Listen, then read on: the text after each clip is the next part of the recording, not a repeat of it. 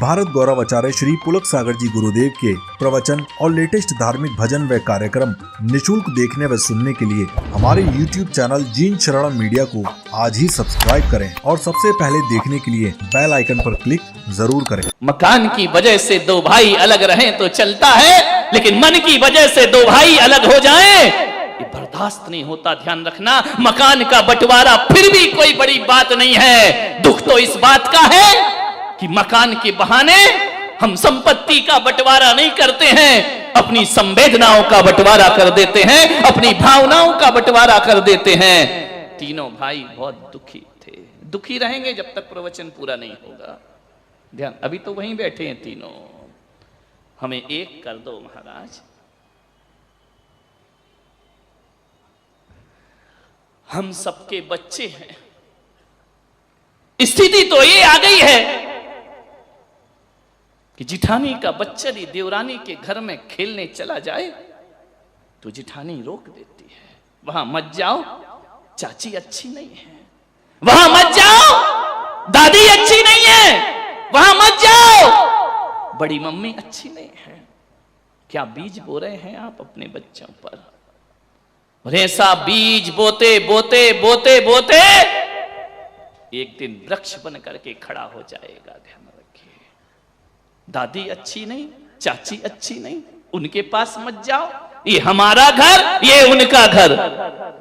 विचार करिए, बचपन में तो कहते थे भाई जो तेरा है वो मेरा है, और जो मेरा है वो तेरा है। अब कहते ये तेरा है और ये मेरा है। ध्यान रखिए, क्या क्या नजारा तुम्हारे घरों का हो गया है। मान्यवर, तेरे मेरे के बीज मत बोइए। बहुत दुखी हुए वो तीनों भाई। आप कुछ प्रयास कर सकते हैं? क्या प्रयास करेंगे?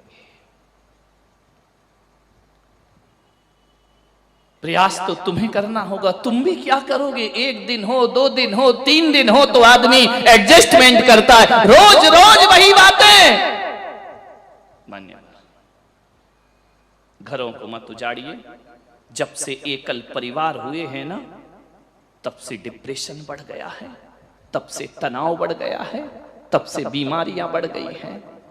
और जब सामूहिक परिवार हुआ करते थे, संयुक्त परिवार हुआ करते थे, गुस्सा तो उस समय भी आता था, एक को आता था दूसरा संभाल लिया करता था, दूसरे को आता था तीसरा गले लगा लिया करता था, पापा ने मारा तो चाचा छाती से लगा लिया करते थे। संवेदनाएं थी, आज वो खत्म हो गई हैं।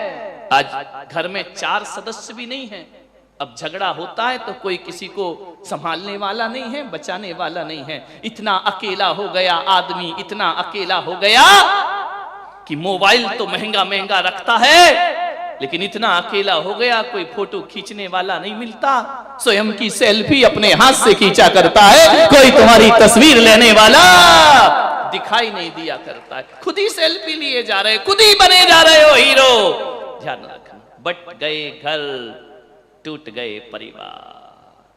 मान्यवर, बहुत पीड़ा है, बहुत दर्द है।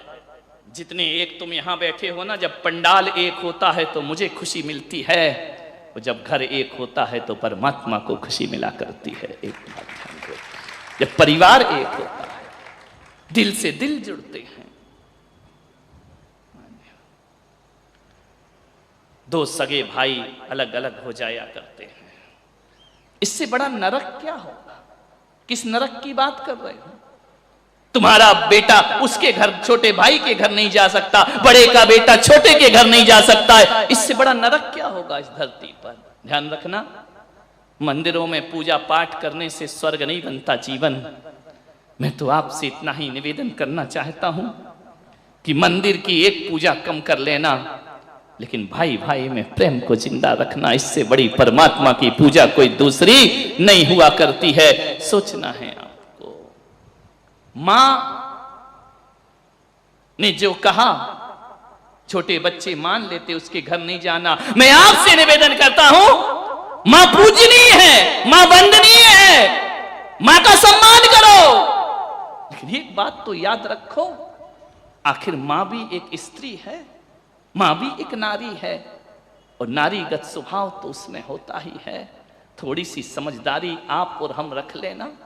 ऐसा नहीं है कि माँ जो कह रही है वो हमें नहीं मानना चाहिए, मानना चाहिए, लेकिन माँ क्या कह रही है ये भी हमें अपने जीवन में सोचना चाहिए। पत्नी क्या कह रही है ये भी हमें जीवन में सोचना चाहिए। माँ भी आखिर एक नारी हुआ करती है, एक स्त्री हुआ करती है। आपसे मैं पूछना चाहता हूं, भरत जी महाराज यदि माँ कैकेयी की बात मान लेते तो क्या होता उस घर में? ध्यान रखिए, भरत जी यदि कैकेयी की बात मानते ना तो दशरथ के उस वंश में रामायण का जन्म नहीं, महाभारत का जन्म हो जाता। ध्यान रखिए, भरत जी ने मां का सम्मान किया, मां का आतिथ्य, मां का सत्कार किया, लेकिन मां की वो बात नहीं मानी जो भाई को भाई से अलग करते। मां का कहना नहीं माना, तुम कितनी जल्दी बीवी का कहना मान लेते हो। ध्यान रखिए, नहीं। एक बात याद रखना, इतिहास में 2 युद्ध हुए हैं। एक युद्ध हुआ है रामायण का और एक हुआ है महाभारत का। ये 2 ऐसी चीज हैं, इतनी ताकत है इनमें कि आज भी रामायण को सुनने के लिए, देखने के लिए हजारों लोग तैयार हुआ करते हैं। एक महाभारत हुई, दोनों ही लड़ाइयां भाई भाई के लिए हुई। महाभारत भी भाइयों की लड़ाई थी और रामायण भी भाइयों की लड़ाई थी, और कुछ नहीं था। यहां कुछ वकील बैठे होंगे, यदि मैं उन वकीलों से निवेदन करता हूं कि जाके अदालतों में देखना, आज हिंदू मुस्लिम के अलग अलग धर्मों के इतने झगड़े वाले केस अदालतों में नहीं होंगे जितने भाई भाई के केस अदालतों में पड़े हुए हैं, जितने परिवार के केस अदालतों में पड़े हुए हैं। भाई भाई के झगड़े हैं, ध्यान रखना। मान्यवर,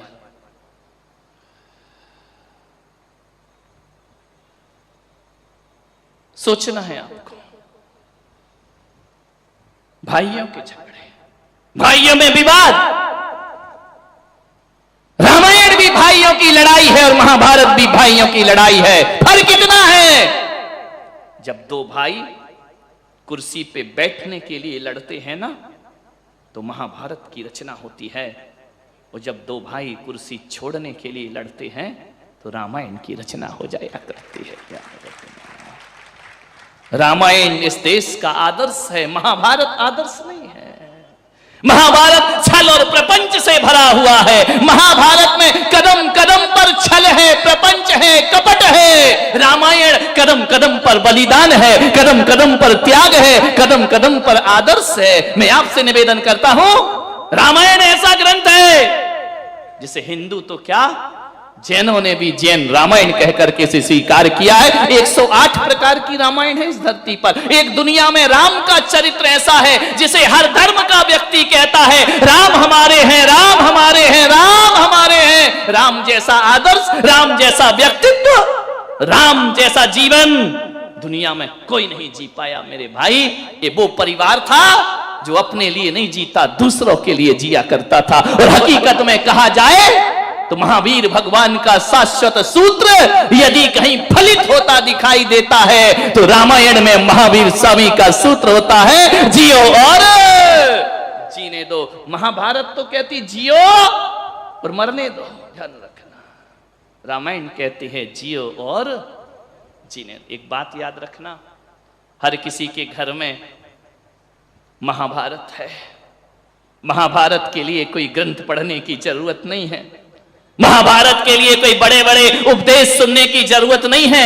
हर घर में महाभारत है, घर घर में महाभारत है। और घर घर की महाभारत को यदि मिटाना है तो मैं पुलक सागर कहता हूं, तुम्हारे घर में रामायण जरूर होना चाहिए। एक रामायण घर घर की महाभारत को मिटा के रख दे। एक रामायण, राम का चरित्र, राम का जीवन अपने लिए नहीं जिया वो परिवार, दूसरों के लिए जिया करता।